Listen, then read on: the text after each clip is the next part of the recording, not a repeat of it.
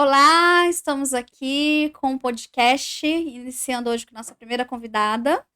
Essa convidada de honra, nós vamos falar um pouquinho sobre a medicina integrativa, que tem bastante relação na questão da mente relacionado com o corpo, que eu sempre falo para vocês, para todos os meus pacientes que vêm aqui, que a mente ela tem um poder muito grande mesmo, e ela é a prova disso. Ele pode fazer muitas mudanças no nosso corpo.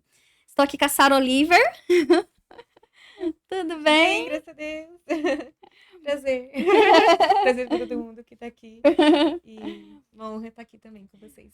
Pois é, ela é uma querida que fez enfermagem, ela é enfermeira, porém ela não atua como enfermeira, né, Sara? Conta um Não, não pouquinho sobre a mais. sua história aí, que você trabalhou em hospital, né? Isso. Eu trabalhei, me formei em enfermagem, trabalhei 3 anos como enfermeira. E... Mas já tem 9 anos que eu não faço mais isso. Você saiu do ensino médio e já foi fazer faculdade É que de quando eu falo isso, enfermagem. parece que as contas não batem, né? É, então, né? Porque você é muito novinha, né? É que entrei na faculdade com 17. E Ah, aí, antes tá. de terminar a faculdade, eu já comecei a trabalhar em hospital. Aí, por isso que eu trabalhei 3 anos na área. Ah, tá. Que daí eu conto também com o tempo que eu trabalhei como estagiária de enfermagem. Ah, sim. Aham. Mas, se contar, acho que não me formei em 2012. 2012, 13 e 14. Daí eu trabalhei 2 anos, mesmo como enfermeira, e um ano como estagiária. Aí você E saiu em foi isso mesmo. 2014, foi isso? Foi em 2014, foi o ano que eu. Não, foi 2014, foi o ano que o Samuel nasceu. Meu segundo filho nasceu em 2014, eu saí em 2015. Em 2015 eu saí do primeiro hospital que eu trabalhei, que foi esse hospital que eu fiquei 3 anos. Aí eu fiquei um tempo sem trabalhar na enfermagem. Depois eu voltei e trabalhei mais 3 meses em outro hospital. Em 2016, foi um ano seguinte.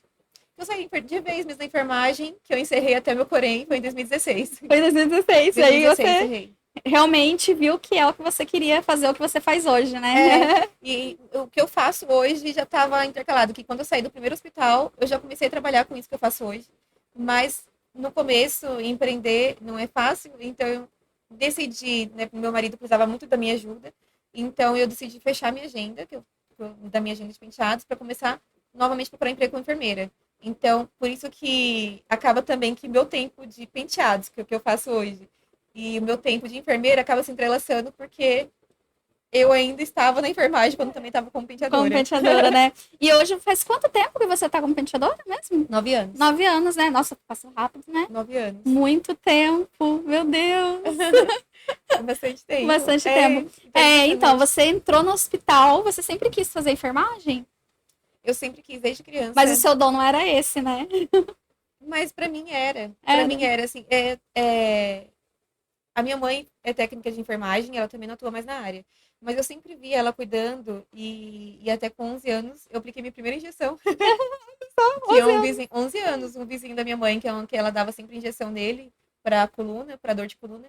E a minha mãe tava num retiro com meu pai e ela não tava em casa. Aí a filha dele foi lá na casa da minha mãe procurar por ela. Aí eu falei que não tava. Uhum. Aí ela, poxa, e agora? Quem vai aplicar a injeção no meu pai? Aí eu, tem eu. Aí ela, você sabe, Sarinha? Deu assim, eu já vi minha mãe fazendo. Aí ela, ai, Que que perigo, bom. hein? Foi, 11 anos de idade. Aí eu cheguei lá, aí o senhorzinho foi lá, baixou as calças, daí eu peguei, abri, na hora eu fui ler a bula, né? Graças a Deus, o Espírito Santo me ajudou ali na hora de lembrar de ler a bula. Uhum. Apliquei, aí eu lembrei, nossa, não tirei o ar. Aí eu tirei a agulha, tirei o ar, apliquei de novo. Tudo certo. Aí depois ele ainda falou que eu tinha mão de anjos igual da minha mãe. Aí, Olha nossa, foi só. confirmação pra mim, vou entrar na área A da enfermagem. confirmação que você vai fazer enfermagem, né? Nossa, na verdade, na época ainda eu queria medicina. Primeiro eu queria medicina, aí depois eu mudei meus planos porque eu vi que aquilo que eu queria não estava na medicina e sim na enfermagem, que era Sim, exatamente a parte do cuidado. cuidar do outro, né? Eu Cuidar queria estar ali do do lado do próximo. paciente o tempo todo. Eu queria estar ali Uhum. do lado do paciente e cuidar, tocar no paciente mesmo o tempo todo. E aí eu vi que quem fazia mais cuidado mais próximo do paciente, né, Era. constante, era a enfermagem. Uhum. Aí então foi onde eu decidi que eu ia fazer enfermagem.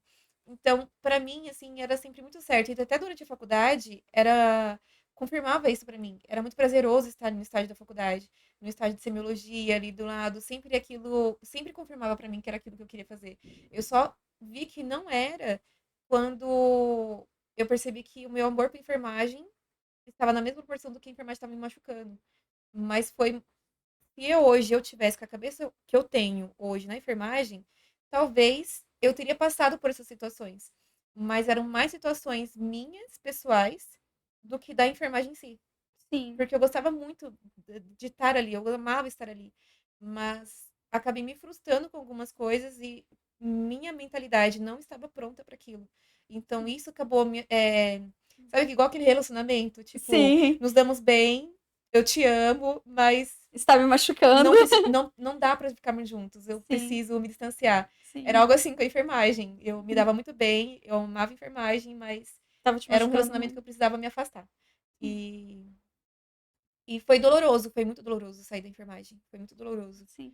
Eu sempre falo, né, para os meus pacientes e falo também bastante aqui no Instagram, né, sobre a importância, né, a saúde integrativa, ela vê como um todo, né. Então ela na estética, porque algumas pessoas falam: "Ah, medicina funcional integrativa, você é dentista, né, não é médica", mas assim, na odontologia eu faço essa parte integrativa e uso também na estética. E eu sempre friso muito essa questão que nós somos feitos como um todo, né? Então não somos feitos somente de dente, ou somente de estômago, ou de intestino, nós somos feitos como um todo, todo interligado. E a nossa mente, ela está muito relacionada com o nosso corpo.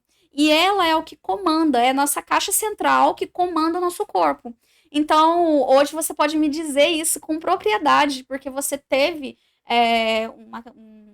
um período, né, na enfermagem que realmente a sua mente te usou e fez o que quis com você, né? Uhum. Conta um pouco sobre essa experiência que você teve, a sensação que você teve, que foi tudo parecendo que realmente era uma doença, né? Que era uma coisa, uma crise que tinha te dado de questão de doença corporal e não da mente, né? É, eu até antes mesmo, eu tive e não só vim saber depois que era síndrome do pânico mas a minha síndrome do pânico se foi se manifestando de uma forma que eu nunca tinha visto. A minha mãe teve síndrome do pânico e na minha mãe se manifestava diferente. E, e no hospital, quando as coisas não começaram a ir bem, eu comecei a manifestar sintomas em que era muito diferente. E quando foi diagnosticado aquilo como síndrome do pânico, foi difícil de me aceitar. Porque o que eu tinha era claramente sintomas de AVC. Tipo, meu corpo paralisava do lado direito, minha boca e meu olho do lado direito também entortavam. Eu ficava com dificuldade de fala, ficava com perda de movimento, perda de força, então tudo isso estava tendo AVC. Mas antes disso, os primeiros sintomas, os primeiros sinais, eu já estava tendo já na época ainda da faculdade e não percebia. Tanto que na época, quando eu tive, o meu médico suspendeu o anticoncepcional, falou que eu não podia tomar, que aquilo podia ser sintoma do anticoncepcional.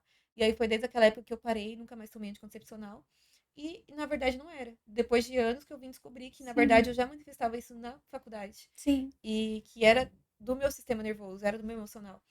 E mas, né, hoje é muito louco assim a gente aprender a conhecer a gente mesmo, conhecer o que nós somos, nosso temperamento, até a linguagem de amor, porque a minha linguagem de amor, né, daquelas 5 linguagens de amor, que é palavra de afirmação, toque, serviço, tempo de qualidade, falta uma, esqueci. Mas a minha é palavra de afirmação. Então, eu sempre tive muita necessidade de ouvir a palavra do outro sobre mim, para Uhum. confirmar algo que eu Sim. queria, ou que eu estava fazendo. Se eu estava fazendo algo bem, eu precisava que alguém dissesse que eu estava fazendo aquilo muito bem. E até quando eu entrei nesse hospital primeiro, no primeiro hospital que eu trabalhei, eu entrei bem novinha como estagiária, ainda de enfermagem. Eu estava no penúltimo ano da faculdade, penúltimo ou último ano da faculdade. E aí eu entrei num setor que era muito novo, o hospital era novo também, e já nesse setor, a nossa líder, né, a nossa chefe, ela é todo aquele exemplo lá do que é ser um verdadeiro líder. E então ela tomou a gente ali, eu e as outras estagiárias, como uma mãe assim criando os filhos e educou a gente ali tudo que a gente precisava saber do setor. E o nosso setor, assim, a gente tinha uma sintonia tão forte, eu, ela e as meninas, as outras estagiárias, que nosso setor funcionava muito bem. Então, nosso setor ficou muito vislumbrado, assim, no hospital. Uhum. E todo mundo chamava a gente, né? Nossa chefe era Giovana, o nome era, não, é Giovana o nome dela. Ela só depois saiu do hospital. E daí todo mundo chamava a gente as meninas da Giovana. Ah, pede para as meninas da Giovana, que as meninas da Giovana faz. Então, tipo, a diretoria do hospital confiava na gente. A administradora do hospital confiava na gente. A minha chefe, né, a Giovana, saía de férias, quem cuidava do setor eram as estagiárias. E depois, quando a Giovana precisou sair, né, mudar de cidade e saiu do trabalho, quem ficou no lugar dela fomos nós estagiárias. A gente foi contratada para continuar no setor, continuando fazendo nossas funções que a gente fazia antes. Então a gente recebeu muita confiança do hospital, todo mundo confiava na gente. A gente era um setor de gestão de risco e educação continuada, mas a gente fazia tudo, a gente fazia até panfleto, até criar Mil e uma criar assim, no utilidades. PDF, a gente criava Até aí PDF assim estava de tudo bem, porque portfólio. você estava recebendo palavras de afirmação, o seu cérebro estava bem tranquilo em relação a isso, né? Até aí estava tudo bem. Tá, não era ótimo receber, que daí não tinha, por mais que era muito desafios, porque eu fazia coisas totalmente novas que eu não tinha aprendido na faculdade, mas tudo que confiava em nossas mãos, a nossa chefe já colocava, eu sei que vocês vão conseguir fazer, explicava pra gente, a gente tinha um caminho, então a gente acreditava que a gente era capaz de fazer, e a gente passava a noite fazendo aquilo, e fazia, e acontecia, e ficava perfeito. E Uhum. aí depois a gente recebia os feedbacks positivos das pessoas afirmando que realmente tinha ficado perfeito. Então tudo aquilo fazia a gente também crescer. Ai, era um sentimento muito bom, tipo, que eu fazia muito bem aquilo, que as pessoas confiavam em mim. Então era muito gostoso aquela sensação de ser uma pessoa confiável, de ser tão jovem e ainda tipo, que Tem uma nós tem as responsabilidade pessoas, grande. aham, com grandes responsabilidades, as pessoas confiavam. Porém, como eu também era muito nova, e já tinha acabado de me formar, não tive experiência assistencial, então eu sentia falta de estar ali na assistência, que era o meu desejo desde o princípio de tudo. Sim. E aí foi quando eu tive licença maternidade do meu segundo filho e fiquei um tempo afastada. Quando eu voltei, trocou a gerência do hospital. E o gerente do hospital tinha ouvido falar, né, todas as coisas boas sobre mim. E aí então ele teve um plano para mim mesmo sem me conhecer.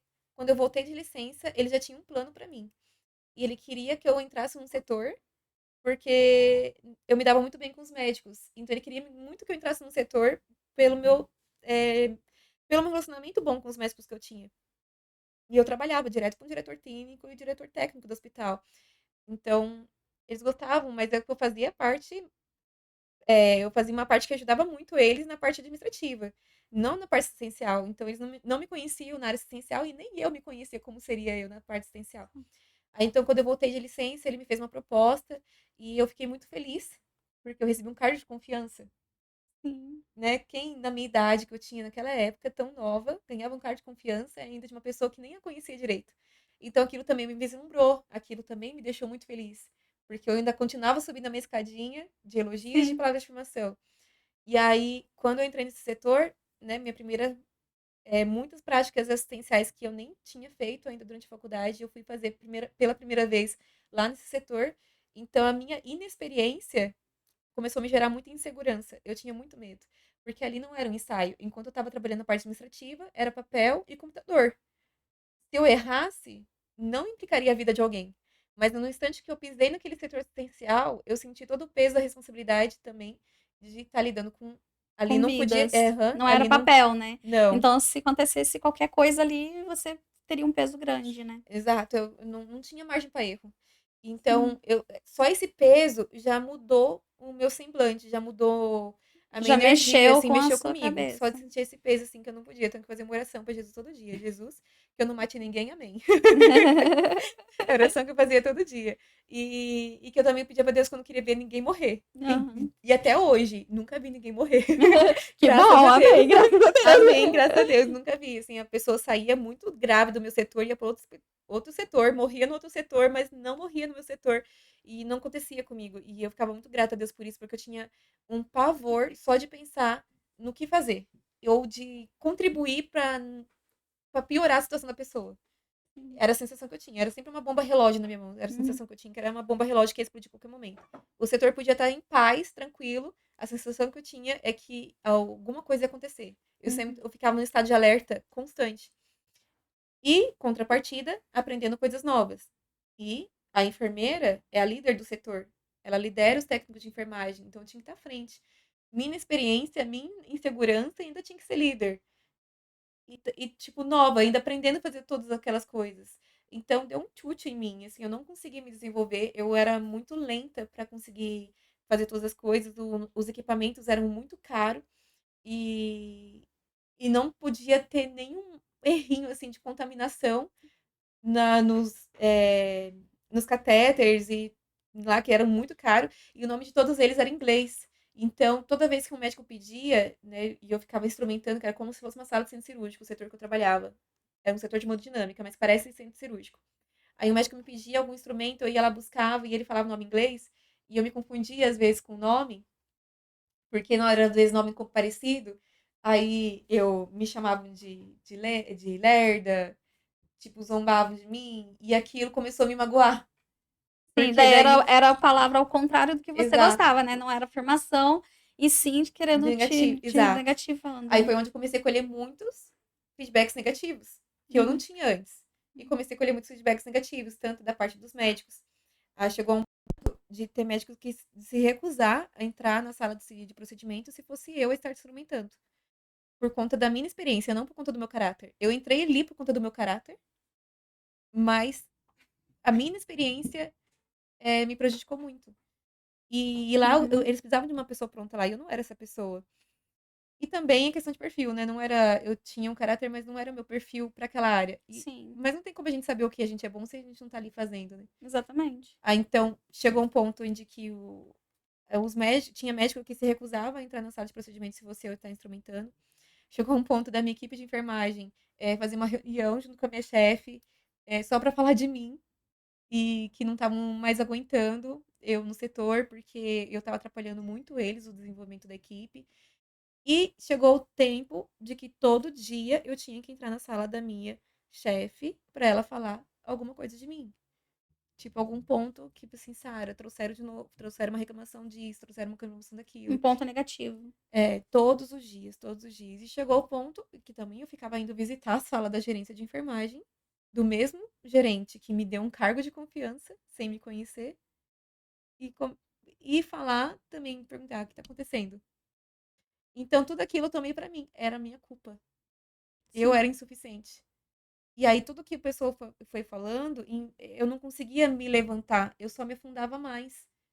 Se me chamavam de lerda, chegaram até um médico uma vez perguntar para mim onde eu comprei meu diploma, e era uma coisa muito pesada. E aí, então, tudo aquilo eu peguei como verdade.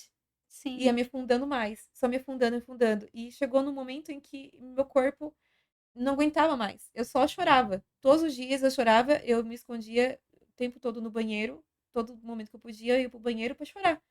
E aquilo, meu corpo, assim, eu só chorava. Eu não tinha. Chegou um tempo que eu não conseguia nem mais chorar porque não saía lágrima. Meu corpo estava tão exausto, exausto, que não conseguia nem produzir lágrima. A prova de que a mente mexe muito com o corpo, né? Nossa, era assim, não saía. Era uma angústia tão grande. Era uma angústia, uma dor no peito, terrível. E que eu gritava, assim, eu entrava antes de entrar no hospital, eu ficava mordendo a minha mão, eu gritava, assim, dentro do carro, porque eu não queria entrar dentro do hospital.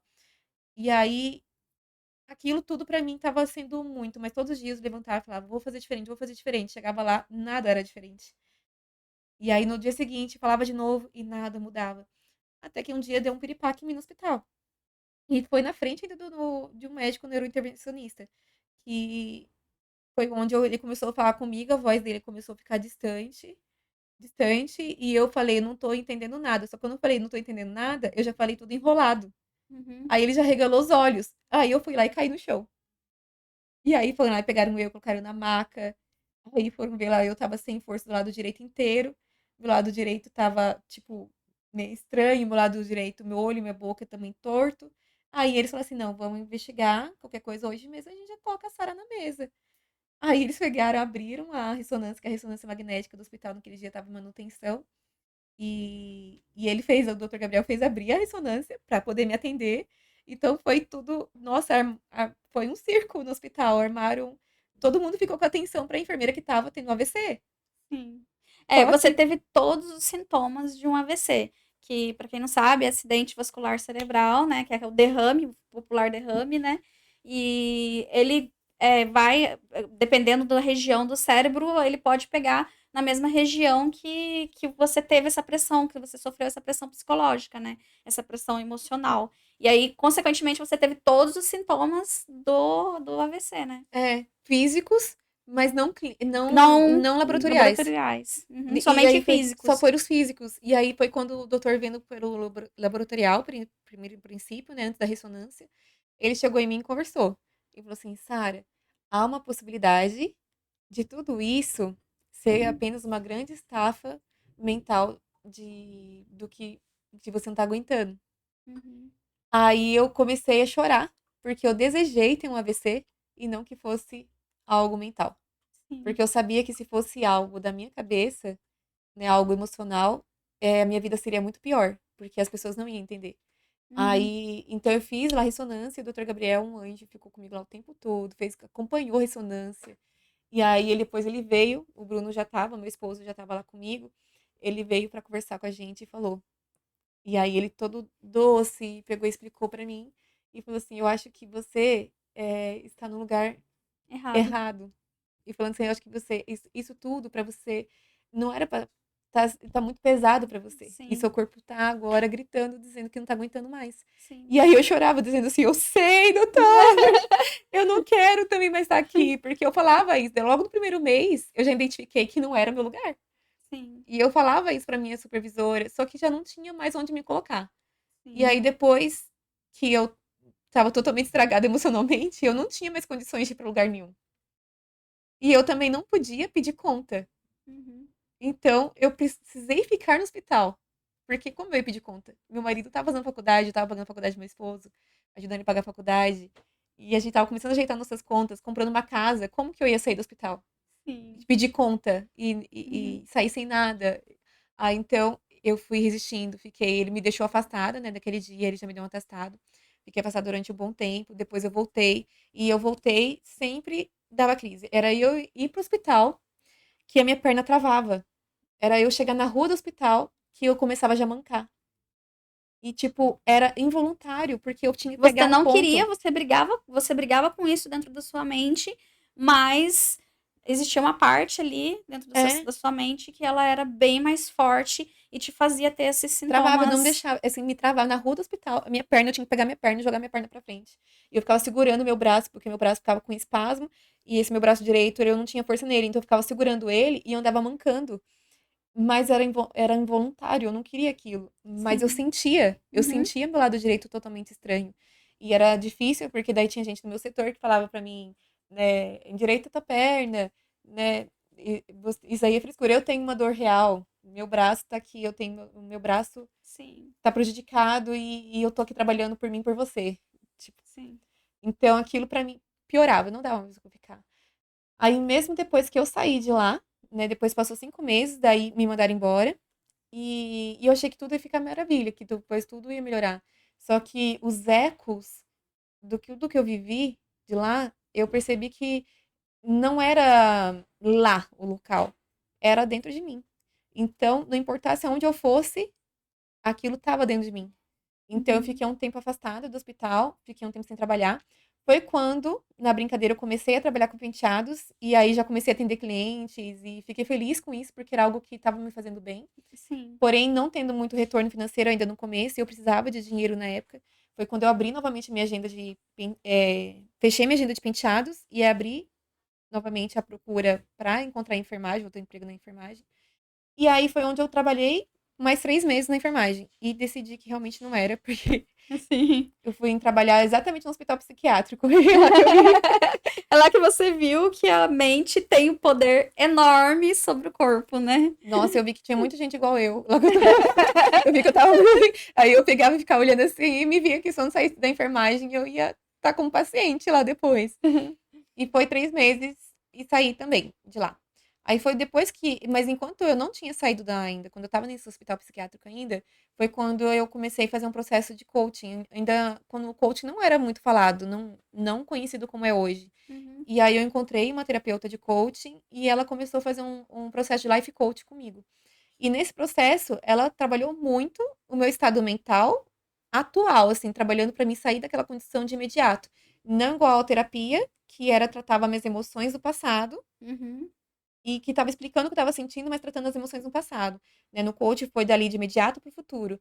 E foi assim, muito, muito bom, porque foi ela que foi condicionando e os exercícios que ela fazia realmente de virou a chave na minha cabeça para me tirar Sim, daquela condição mental que eu tava. sim. Aí foi a partir daí que eu comecei realmente a corresponder a ter um tratamento, a conseguir me Sim. tratar e melhorar.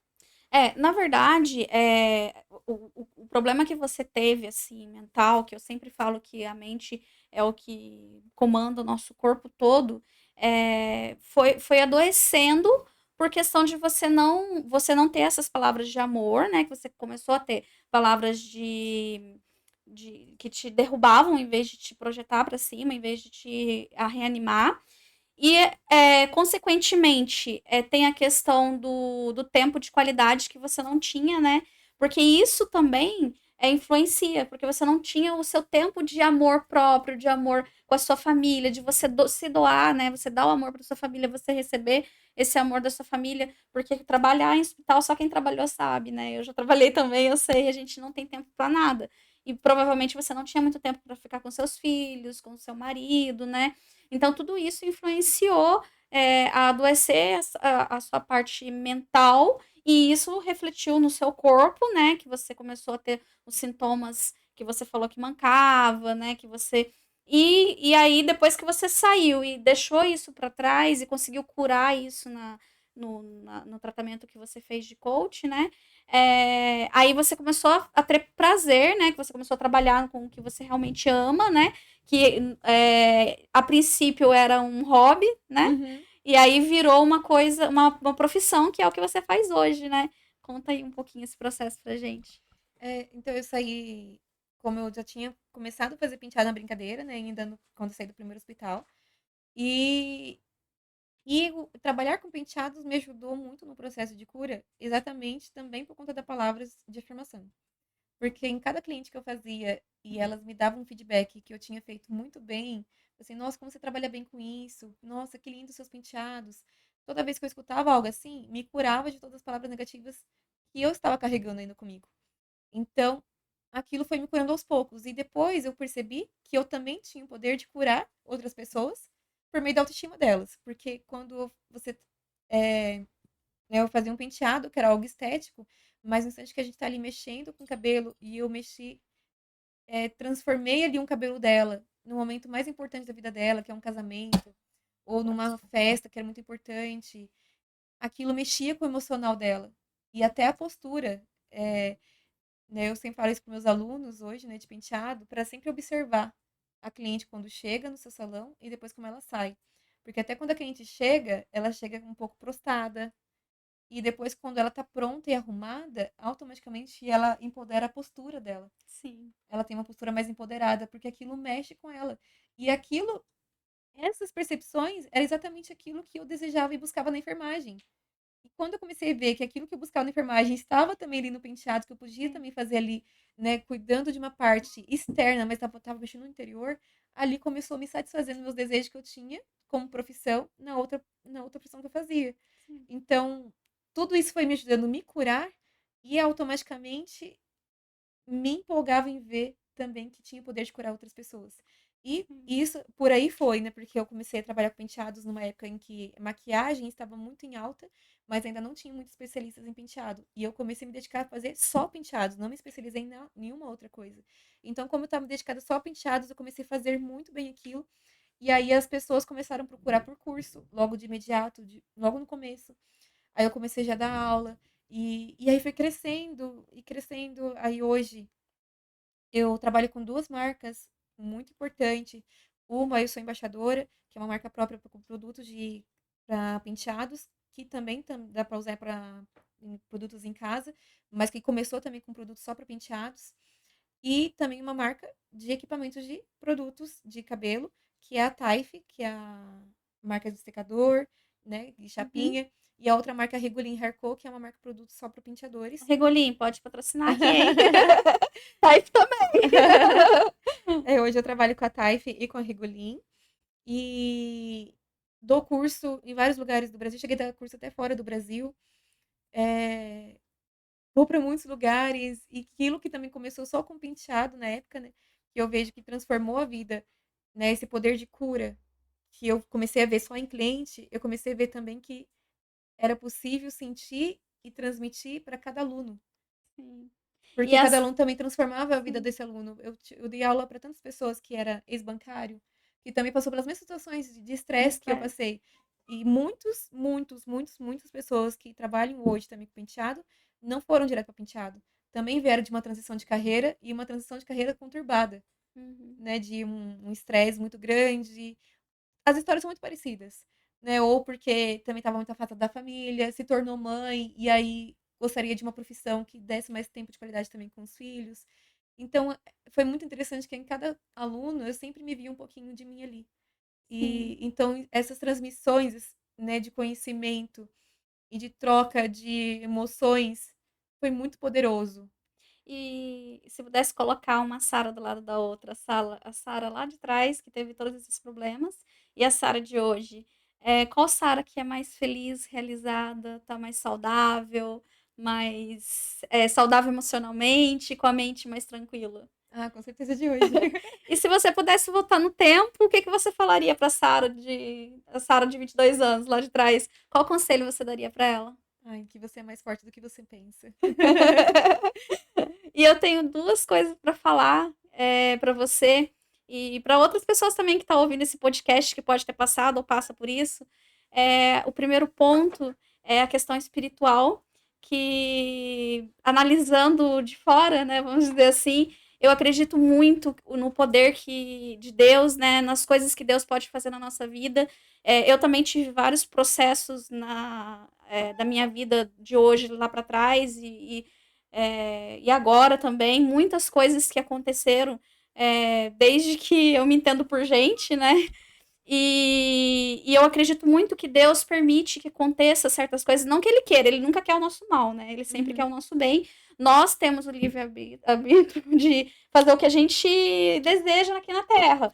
Mas ele permite que aconteça certas coisas com a gente, igual aconteceu com o Jó, por exemplo, né? Ele só pediu para não tirar a vida dele, né? Mas ele permitiu que acontecesse as coisas para ter a mesma aprovação e também para ele falar: olha, você está no lugar errado, minha filha, você não está exercendo aquilo que eu planejei para você. Né? Nós temos o livro da vida que a gente escreve da maneira que a gente achar, mas tem também o livro que Deus escreveu para gente. Então, eu acredito muito que Deus permitiu que acontecesse isso com você, para você ver que você não estava no seu lugar, que o seu lugar é aqui onde você está hoje, no que você está fazendo hoje. E não só por questão de realização sua, mas por tudo que você transmite para as pessoas, né? Então, eu sei com bastante propriedade que você já mudou a vida de muitas pessoas que te seguem, que já fizeram o curso. Então, eu conheço uma pessoa que te segue e que mudou a vida dela, várias coisas, por coisas que você transmitiu.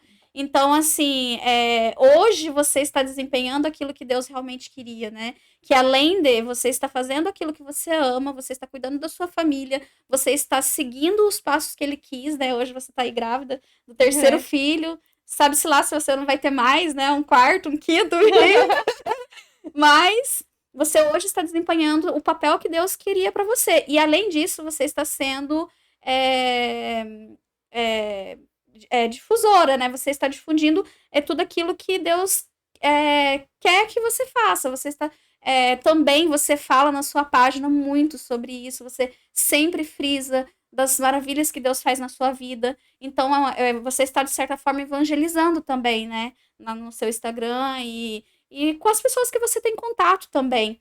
Então, eu acredito muito que tem essa parte espiritual, que Deus realmente estava na sua vida em todos os momentos, e você precisou passar por isso para hoje se tornar uma pessoa mais forte, aonde você está, na profissão que você está. E o outro ponto que eu queria colocar também é falar assim que a gente às vezes acha que estamos no lugar certo, fazendo aquilo que é certo, da maneira que a gente acha que é certo e a gente nunca para pensar ou para pedir conselho para Deus, né? E talvez se você tivesse feito isso lá atrás, você sempre foi uma pessoa de fé e tudo mais, mas às vezes você não estava no amadurecimento tão grande assim com Deus naquele momento e talvez faltou você ouvir a voz dele para você não passar por tudo que você passou. Mas eu Mas, acredito, mas aí é onde entra na parte mesmo do relacionamento. Porque Deus, às vezes, permite a gente passar. Ele quer, exatamente. ele sabe que você vai para aquela direção. E ele confirma para você ir para aquela direção. Mas só porque ele sabe que você indo para aquela direção vai trazer você para o ponto onde era para estar. Então, eu também sinto isso. Tudo que eu vivi era para me ter vivido. Eu não mudaria uma vírgula. E Sim, era tudo que eu senti que Deus me proporcionou a viver e queria que eu vivesse. E, e aquele caminho, que às vezes a gente acha que é um atalho ou tipo um atraso de percurso, né? Porque, poxa, sim, gastar 5 anos de faculdade, né? Todo o dinheiro que eu paguei na faculdade, teria comprado uma casa mais cedo, teria feito isso mais cedo.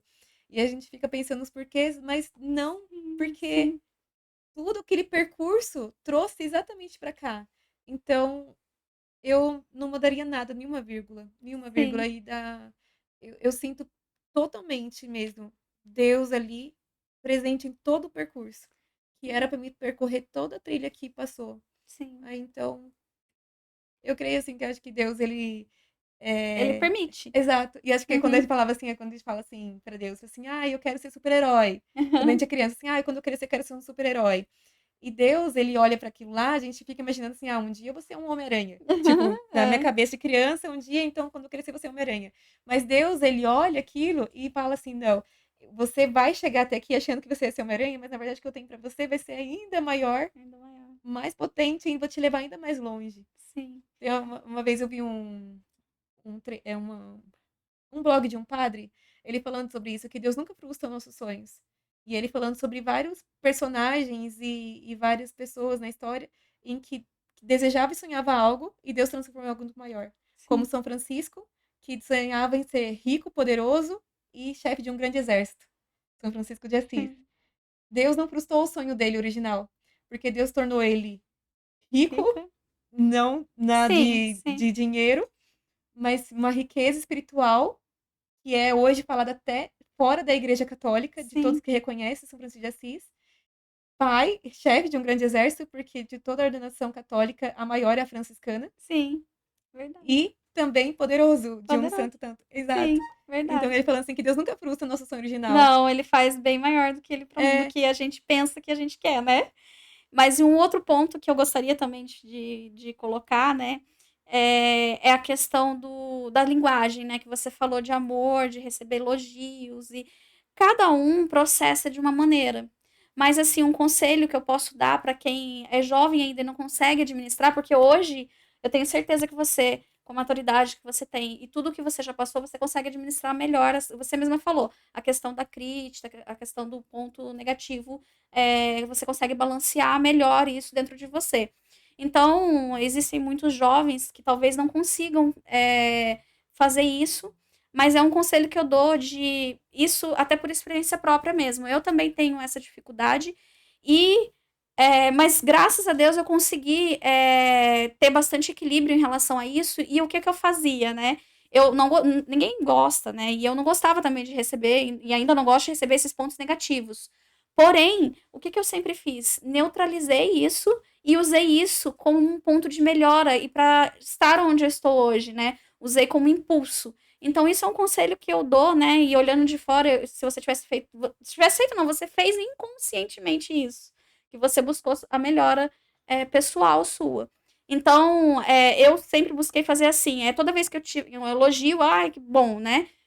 A parte da negatividade, fiz o máximo para usar como uma escada e melhorar. Falar, não, eu vou ser melhor do que isso que a pessoa está me falando, eu vou ser melhor do que isso que eu estou vendo que estou sendo ruim. Eu vou provar que eu sou melhor do que isso. E sempre procurei ser melhor, busquei meu melhor. E isso até hoje. Então, assim, se uma pessoa me fala uma coisa negativa aqui, que aconteceu isso de ruim, eu vou analisar isso que aconteceu de ruim, vou entender o que que foi que eu errei ali realmente e falei, não, eu vou arrumar, vou consertar, ponho isso como prioridade na minha vida e dou o meu melhor para ser melhor e provar para mim mesma que eu sou muito mais do que isso que a pessoa está falando de ruim de mim, que eu sou muito mais do que isso que aconteceu de ruim na minha vida.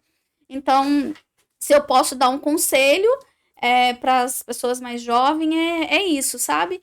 E se eu pudesse falar com a Sara de 22 anos, eu falaria para ela: você é perfeita. Você é uma pessoa maravilhosa e eu tenho certeza que você vai conseguir alcançar todos os seus sonhos. E eu tenho certeza de que tudo isso que estão falando de você só vai servir para você crescer ainda mais e ser a pessoa mais maravilhosa que você já é hoje. É, E para energia. finalizar, eu queria perguntar para você, a pergunta que eu faço para todos, o que é Deus na sua vida? Deus é tudo. Nossa, ele é o princípio, meio e fim. A base, a fortaleza.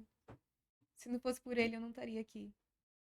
Foi ele que sonhou e planejou e desenhou toda a trajetória das nossas vidas e de uma forma tão perfeita que quitou cada detalhe. É muito perfeito. É muito perfeito. E é muito bom poder confiar, temer e se entregar a Deus. Então tá bom, agradeço a sua presença, agradeço, né, você aqui, gestante, veio aqui conversar com a gente, contar um pouquinho da sua história. E que bom que você consegue falar dela com orgulho, né? Ah, é, com o coração curado. Coração curado. Coração curado. Enquanto. Mas isso é legal, né, que quando o nosso coração ainda não tá 100% curado, aquilo ainda dói. Dói. E a gente não consegue falar, né? Exato, ainda dói. Mas quando a cicatriz já está. Quando a ferida tá curada, ela fica só a cicatriz como lembrete daquilo que um dia foi. Sim, Mas não a dor mais sente. que bom. Então até a próxima. Obrigada, até a próxima.